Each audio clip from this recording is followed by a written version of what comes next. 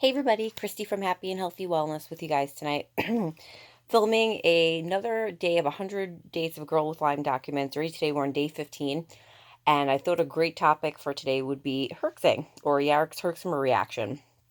Most of you guys know I've been going strong on the Cowden protocol for 7 days now, and I mentioned that the other day when I did my last video, how the program works and what's involved in it and so on and so forth. So if you guys hadn't gotten a chance to see it, kind of grab across over here. Uh, this is basically what the protocol is. And you guys really can't see it so well on my screen. So I'll pop a picture in on the bottom so you can see it better. But again, Cowden is developed by Dr. Lee Cowden. It is a protocol devised of different American herbs, and it's also mixed with a little bit of homeopathy. For those of you who don't have a degree in nutrition like myself, homeopathy is the study of energy medicine and how we can extract certain energies from plant matter, and so on and so forth to allow healing in the body. So what's interesting about Cowden is, as I've told people before, it's a multimodal approach, which means not only are you're dealing with the three I's, as Dr. Horowitz calls it in his book, both of his books actually. What are they called? Why Can't I Get Better? I'm glancing at my bookshelf to take back a look. And the other one is How Can I Get Better? How Can I Get Better talks about the three I's: immunity, inflammation, and I will remember the last I at some point in time while we're talking, kind of having a Lyme detox moment. If you're dealing with a lot of stuff with Lyme, and if you have co-infections, you're dealing with even more. So what I love about Cowden is that, again, it's got that multimodal approach where not only are you dealing with, okay, let's kill the Lyme spirochete, but we also use things like serrapeptase, which is an enzyme. It's a proteolytic enzyme that helps actually bust through the biofilm that's created around a Lyme spirochete infected cell. Biofilm is a product created by the Lyme spirochete that goes around the cell that actually will not alert the immune system, or the body's alarm system, as I call it, to go ahead and fight that cell, because it looks at that cell as if it's normal. So in order to get to the Lyme and really kill it, you've got to bust through that biofilm wall. And serrapeptase, which is again a proteolytic enzyme, is particularly good at that. As a nutritionist, I use a lot of enzymes and use a lot of pancreatic digestive enzymes, particularly for my IBD patients or for people with leaky gut or gut dysbiosis or any type of inflammation that's going on.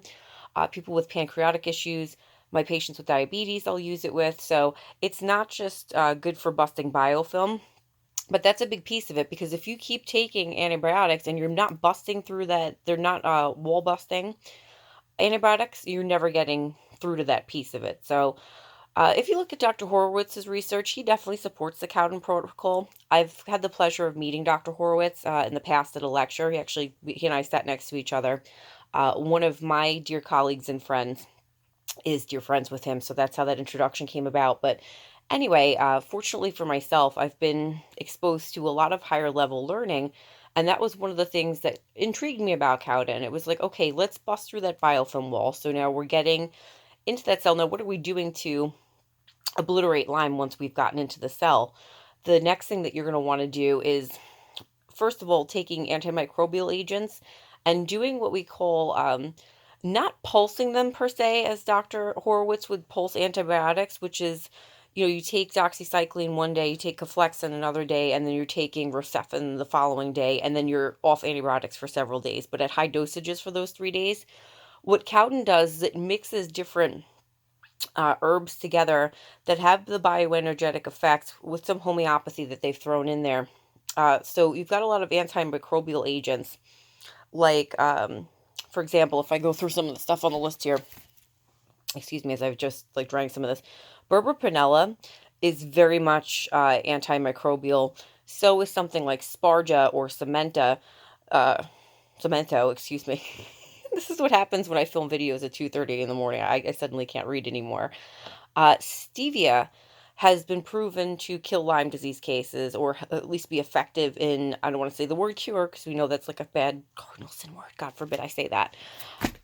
We want to make sure that we're busting through not only that biofilm, but once we get to those cells, What they found with Lyme, that's pretty interesting, and this is why I wanted to talk about die off today, is that Lyme will go through cycles as you're treating it. So, for example, in the beginning of a Lyme cycle, you may have what's called a Herx reaction, which is what happens when we bust through that biofilm in the cell. We're using all those antimicrobial agents, and then all of a sudden the cell wall starts to break down, and we're able to get to that Lyme spirochete. Or if you have like Babesia, which is a parasite, we're able to get to that parasite, or if it's something like Bartonella, we're able to get to that.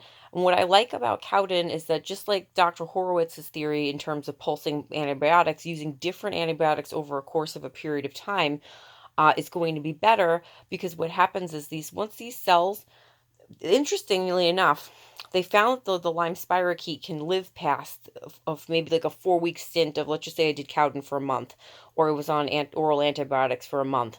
What you would want to do then is switch it up, because what they found is that after you stop treatment, and I've seen this with a lot of people that I've talked to or patients, we'll have a period of time of feeling better, but all of a sudden we relapse again. And I've kind of wondered that throughout the past 5 years, 7 years respectively, that I've been dealing with Lyme. Like, hey, why does this disease lay dormant sometimes, and why does it flare at certain times?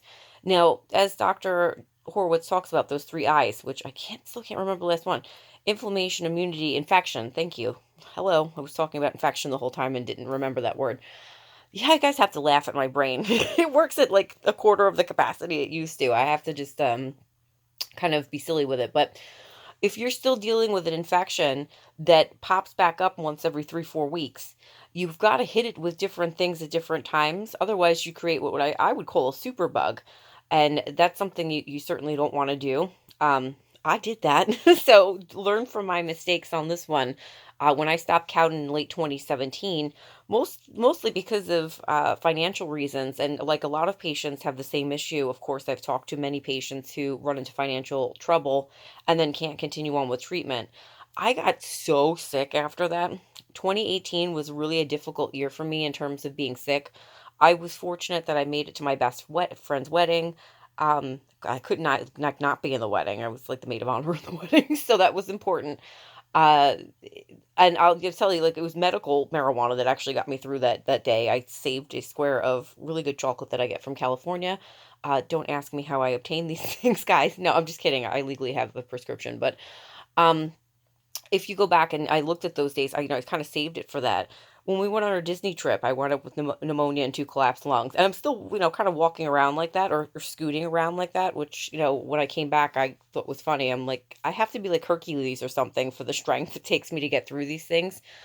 Lindsey Sterling concert, I was so lucky I got to be able to play it. Actually, as a matter of fact, this is cool. I got sent this shirt about 2 weeks ago. It says Brave Enough. It's one of my favorite albums from Lindsay, and actually our names are on the back of it, which is really cool with the instruments we play. So thank you everybody over at CID Entertainment for thinking about me and sending this. This really cheered me up, and so in honor of Lindsay, I'm wearing this today. So a question, I guess: are you brave enough to deal with Lyme disease? Is a good one. So yeah, going back to what I was saying with just getting through things. I think I always try to plan something so I have something to look forward to. But the problem that I see running into a lot of Lyme patients are a couple of things. So you're talking about herxing today. What happens when you have a herx reaction? Well, I kind of would, I hate to say this, but I would compare it to somebody who was getting cancer treatment. And this has been a comparison that's been made many times. I'm not the first person to kind of open my eyes to this and say, hey, this is kind of a similar thing. Unfortunately, if somebody undergoes chemo or radiation, which I've seen in patients and friends over the years, of course that causes damage to the body. You couldn't pay me money to take chemo if somebody told me I had cancer. And I've had some close calls with that, and it was always a, decision for me, at least anyway, that I would not go a medication route. But you're talking to somebody who's holistically trained and believes in utilizing nutrition whenever and wherever possible. The problem with taking chemo, of course, is we know it's killing off your good and your bad cells at the same time. And we see a lot of, unfortunately, like negative reactions from that. I've seen, obviously, things that you think about: nausea, chronic fatigue. I've seen issues that post chemo, where people have neuropathy or they start experiencing problems um, I have a dear friend of mine who had throat cancer, who has a horrible problem swallowing now from necrotic ulcers from radiation damage. So, you kind of look at it, and it's similar to what happens to a Lyme patient. I hate to say this when we have what we call a Herx, which is essentially we call it die off as well as another good name for it. It's the bacteria leaving the body, but it's not only bacteria. You guys have to remember, if you're dealing with co-infections, you're dealing with parasites, you're dealing with fungi. I've seen a lot of patients who have candida in addition to Lyme because their gut is just completely torn up. Particularly if you're dysautonomic or if you have POTS syndrome, post-orthostatic tachycardia syndrome. I could say it in my head, just not out loud. That can cause a lot of trouble with signaling of the brain. So I have to be blatantly honest with you guys. I've had like two good days since I've been on Cowden. One day where I was like super excited, was actually able to read 50 pages out of a book. Why would anybody care about that? Again, I'm an award-winning author. You'd expect me to be able to read pretty quickly. Yeah, I used to be able to. I've talked about this in previous videos. 150 emails a day from both my corporate job and from my private practice. Bam, bam, bam. 1, 2, 3. Uh, Today was slow going. I have to be really transparent when I say this, and this is normal. This means that the Lyme is dying off. But I woke up this morning like shaking. Babesia causes night sweats, so I woke up like, again, not to be gross, but this is what happens with Lyme patients, so I'm transparent about it. I woke up just like soaked. I'm like, let me just get in the shower. I want to change my sheets and wash everything. It was tough. I had a rough, rough, rough morning. And then, as I always do, and I spin it on the positive, I'm always trying to laugh. GI issues going on, a lot of that stuff. But I have to remember this is bad bacteria and parasites and fungus all leaving the body. So it's like party time in there right now as this is happening. The other thing that I thought was interesting to point out. So, all right, so you have a Herx reaction. How long do they last and what can you do for it? If you're on the Cowden protocol, it recommends to drink berberionella, 20 drops in 2 ounces of water every 10 to 15 minutes until said reaction starts to cease. So that's one thing that you can do. I would think taking, just as a nutritionist, looking at glutathione is really important in this particular case. Glycine, these are amino acids that help clear the body very gently from waste. N-acetylcysteine would be another good thing. Alpha lipoic acid would be another good one. These are things that I would give to my patients. Certainly, they're things I recommend. I take amino acids. I actually take a branch chain amino acid supplement along with my Cowden protocol, which is basically leucine, isoleucine, and valine. That's really good for getting the precursors to tryptophan back up into play. A lot of people with Lyme, as you experience die off, and just from having Lyme and from being frustrating, experience bouts of depression or anxiety, or if you have CNS and ANS damage like I do, my body does not know how to regulate emotion very well anymore. So, I've always been an avid fan, as you guys know, of being very physically active.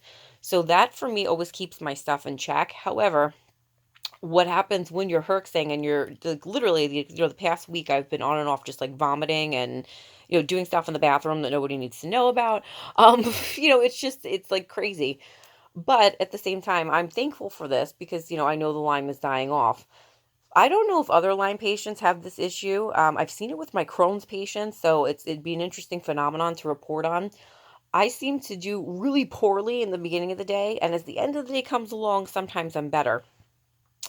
One thing that I thought was also interesting to report for this video is a little talk about exercise, and I think we're going to do a whole video like devoted to this one day. I want to do a little more research though before I put information out. It was interesting talking about when we look at the immune system, we have the different branches of the immune system, and then we also have what we call Th1 and Th2 receptor cells, and then you also have T killer cells.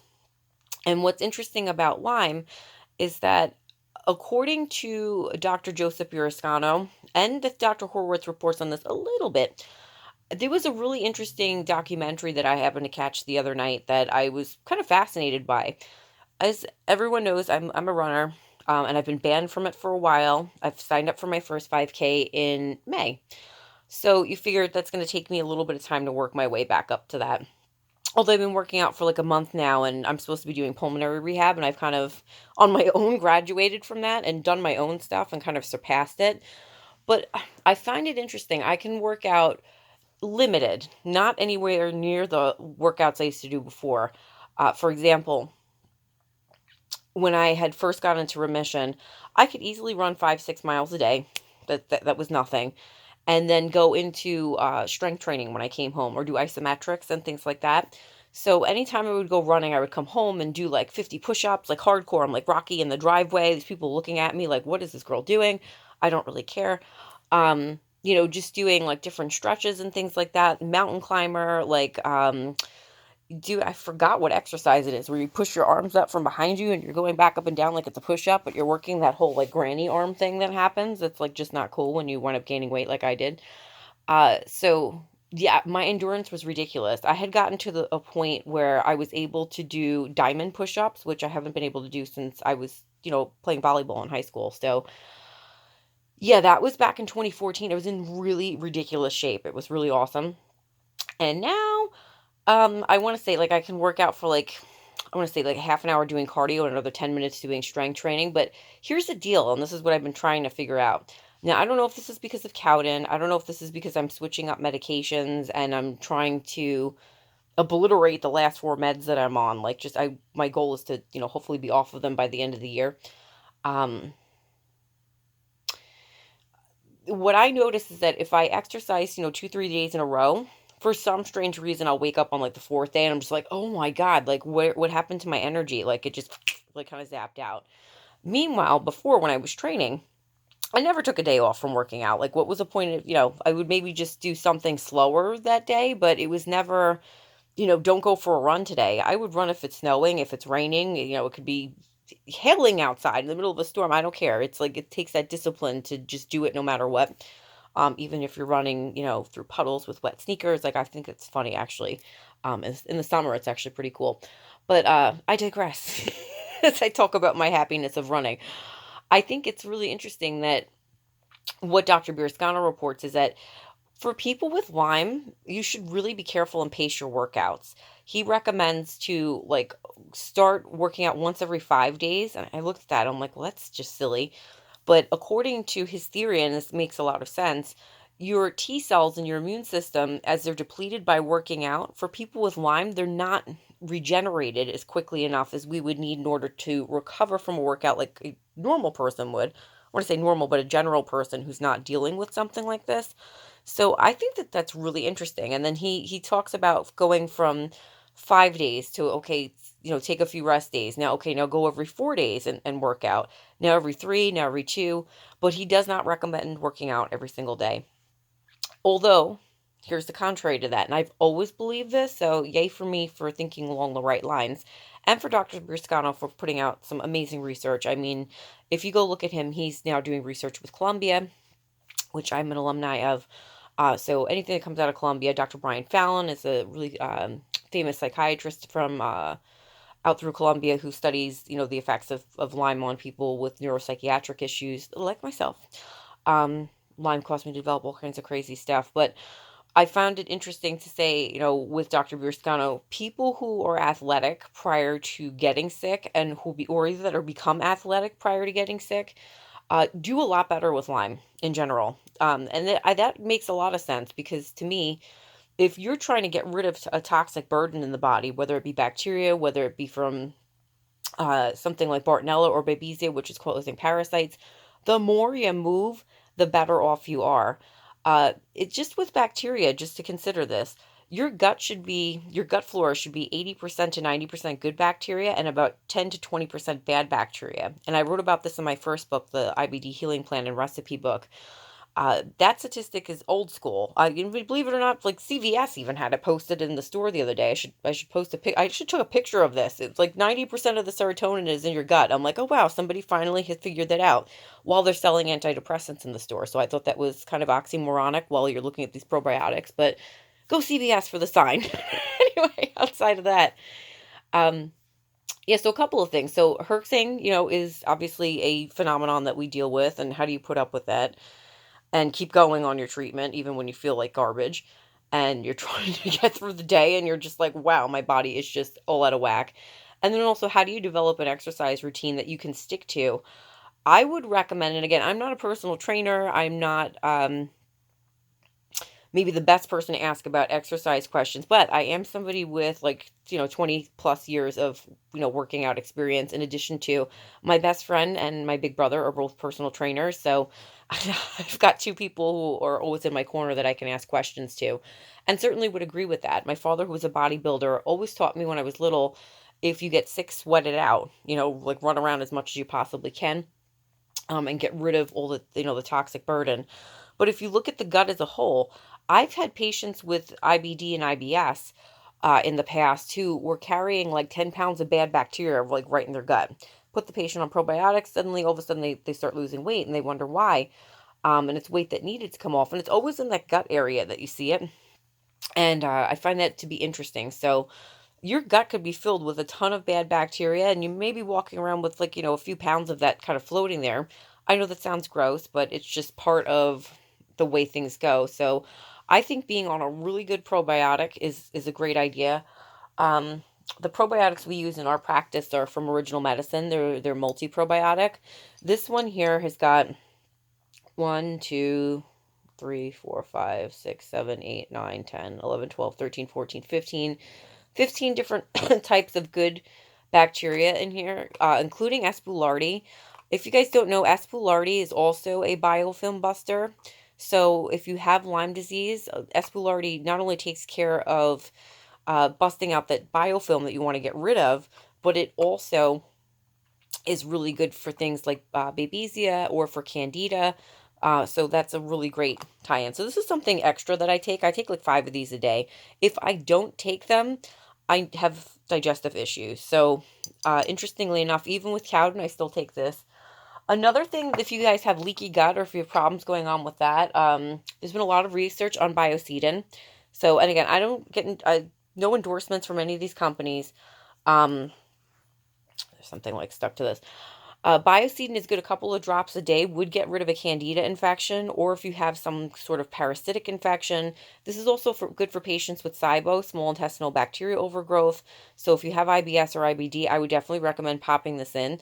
This does have oil of oregano in it, so it's got some strong antimicrobial agents, but it's got stevia in it, so it tastes really, really good.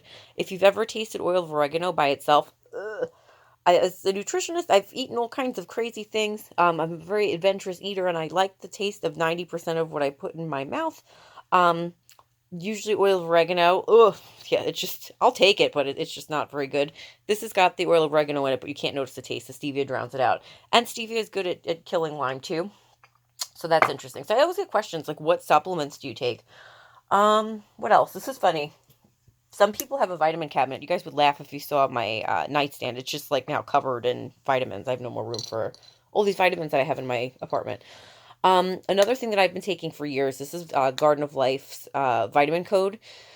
This one is called Perfect Weight. And I'm taking this for a couple of reasons. One, it's got extra B complex vitamins in it.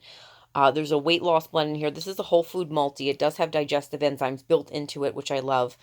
Jordan Rubin was the founder of Garden of Life, and I've been fortunate enough to meet him and be published with him. So that was a dream come true for me. Unfortunately, Jordan no longer owns Garden of Life, so I can't speak for who the current owners are. But it still seems like this product is good, so I still utilize it. This has got a lot of chromium in it. So for my patients who have PCOS, chromium has been proven more so than metformin and other drug or pharmaceutical techniques to actually get rid of that condition. I don't know about that because I have still a PCOS after all of this time, although I have other factors probably for that. So I take those things religiously. My probiotic and my multi I always take in the morning with the Biocidin, and everything that's on the Cowden protocol. Like I said, branched chain amino acids. If you've never seen them before, oh my goodness, I make sound effects when I get up. It's so funny. Just have to like laugh at myself now with all the sound effects. Look, this is so funny. I have a Mickey Mouse bag. Well, it's got a Mickey Mouse zipper on it. It actually comes from my suitcase. I don't know why I still have this out. From when I went on vacation. So this is what my branched chain amino acids look like. And again, these are good to be a precursor to tryptophan. I take also a base amino acid with this. That's good for building muscle mass. I don't take anything with whey protein. Most people with dairy have histamine issues, have IgG, cytokine production. So they have a lot of inflammation already, and we know that dairy is, if it's not a good, huge, a very, very high quality source dairy, you're going to wind up having inflammation from that. Some of the other things to consider taking, I have sarcoidosis, so I take apopum, which is basically a homeopathic remedy for people with lung problems, so I take that. And what else do I have this? So I have neurogenic bladder disorder and dysfunction from Lyme. Yay! Thank you, Lyme disease, for that. Renalix is really good for that. This is, again, homeopathic. I just like, I take like no drugs. Apostom, if you've got stomach issues, this stuff is awesome. You just take a few drops of it. It really seems to help out. It's for the support of stomach and intestinal function. I have tachycardia from Lyme, and I go Tachy and Brady, so I have something called Tachy-Brady syndrome, which is common in dysautonomic patients. Cardenoma is really good for that. Again, this is homeopathic.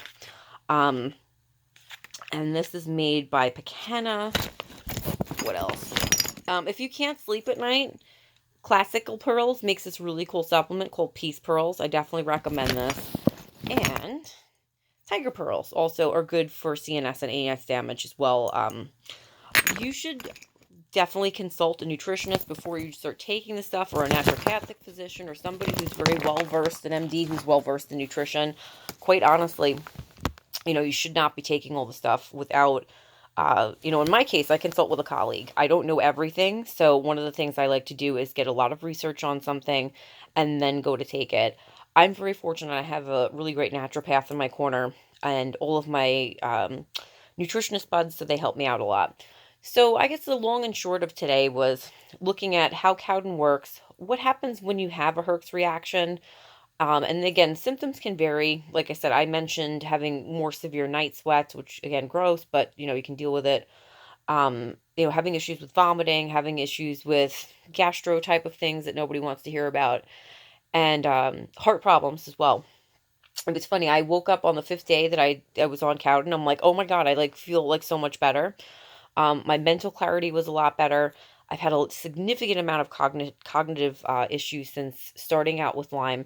And what I found to be awesome was I was able to concentrate on a project I've been working on for quite a long period of time, and not digress from it or divulge from it or have to get up and keep walking around. It's like I've developed ADHD when it comes to stuff. And I've noticed it too when I lecture or when I speak now. I used to be very more clear cut, to the point, dry, move to the next topic. And, also I was training for a nationwide company. So I kind of said the same things all throughout the day when I was doing training for the physicians that I had to go back and train back then at that point in time, and providing in services too. So things are a little different, understandably so, because of my schedule changing and things being different with having to deal with it. But Herx reactions last for a varied amount of time. Unfortunately, everybody's experience with this is different, so I can't speak for everyone on this. I've Herxed probably about 5 or 6 times in total of being treated. It's probably more than that if I think about it now. But, it's tough. But if you get through it, get through the other side of it. I woke up today really, really sick. I couldn't do anything all day, which is fine. I had a very busy day yesterday. So I took half of my Cowden protocol, didn't finish the whole thing, but it's fine. At least I'm sticking with it. For Cowden, you can't be off of it for more than 2 days. Otherwise, you have to start from the beginning again, and I'm not having that. So we'll keep up with where we're at on that at this point, because that just seems to be the best thing to do for it. So the Herx reaction is one thing, and different supplements that are good for Lyme. As far as antibiotics go that are good for Lyme, laugh. So I'm pulsing right now. Thank you, Dr. Horowitz, for being smart. Should really cover my address up on this. You can't even see it. Not like it matters. It's posted on the internet. Pulsing amoxicillin with doxy with, what other kind of crap do I have over here? It's so funny. A Z-Pack. So they just keep doing Z-Packs over and over again. So what I've been doing is taking a really high dosage of, I'm pulsing. So 400 milligrams of doxy one day, another 400 milligrams of amoxicillin, and then a Z-Pack on top of it at 250 milligrams. I think this is per packet or per dose or whatever it is. Something close to that. But that's why I'm also taking probiotics, and it's important to pulse probiotics as well. You don't want to keep taking the same probiotic over and over again. Your body gets used to the one probiotic and the bacterium in there. You always want to have a varied amount of good bacterium to fight off the bad guy. So yeah, so I'm doing some drug therapy, but mostly, as you guys could see there, mostly nutrition oriented stuff. And still very strict as far as my diet goes. More paleo, ish as far as things go. No dairy, no grains, no gluten, no nothing, none of that stuff. I don't eat beans because they feed sugar in the body, even though I like them. So, I think that the best thing you could do if you're having a Herx is to really pay attention to your body, listen to what it's telling you. The thing I brought up with the T cells and the exercise before, I really thought that was interesting. And while my thought process is to try to work out every day, or to work out every day, should I say, it may not be the best thing for certain people. I want to make a shout out to a couple of people today. A lot of great stuff has been coming out of some talks I've had. My dear friend Amanda, Rock On Amanda, up in Canada, went for a walk the other day for like the first time in a while, and she had repeated that the following day. God bless her, it's like freezing up there and it's like snowing, so I'm not too far down from her here in New York, but yeah, so she's gone out and done some things. I've had a couple of other friends who've reported the same, like they've just been working out. So go Limeys go, like all my warrior people out there doing what they have to do. And again, studies have shown that people that are more active are going to have better results with things. So, despite the fact that you get stuck with these Herx reactions, just try to remember they don't last forever. And, if you discontinue treatment, you're just going to wind up getting worse over a period of time. Maybe you feel better for a couple of days, but you're not eradicating said disease process. So, if you really want to get better, another person was talking about this on a support group forum. It's all up here. I really believe that the mind body connection is very, very strong. If you want to read a really great book on that, actually, bending over on you guys again. I'm so sorry. I keep getting like brave enough in your face, which not a bad message. This is a really good book. It calls The Body Keeps Score, and it is by Bessel van der Klock. That's a good name. I think he is German. Um, Really interesting book about trauma and how the body responds to it. And what I found was interesting, Dr. Horowitz had a statistic: 1/3 of people with Lyme disease, um, 1/3 have been sexually abused in some way. So I'm bringing up a sensitive topic. I do realize that. And as somebody who has been through different things throughout their life, without disclosing too much of my history, that's a little private for me. As you guys know, I'm very transparent about like everything in my life, something I don't really talk about. But I thought it was interesting, and I believe this because I've seen it with patients myself. You'll never like let go of the whole Lyme thing unless you've dealt with that. So I think there are times where grief work is important. I'm very vocal about the fact that my daughter passed away from congenital Lyme and triploidy that was caused as a result of it. That will be 8 years this year in July coming up already, and it's God, it doesn't even feel like that long.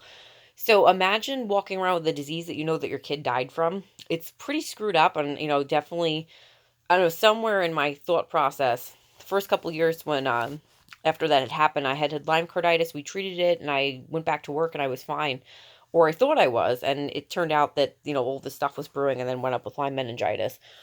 Another thing, guys, to keep in mind too, just something that happened to me this week.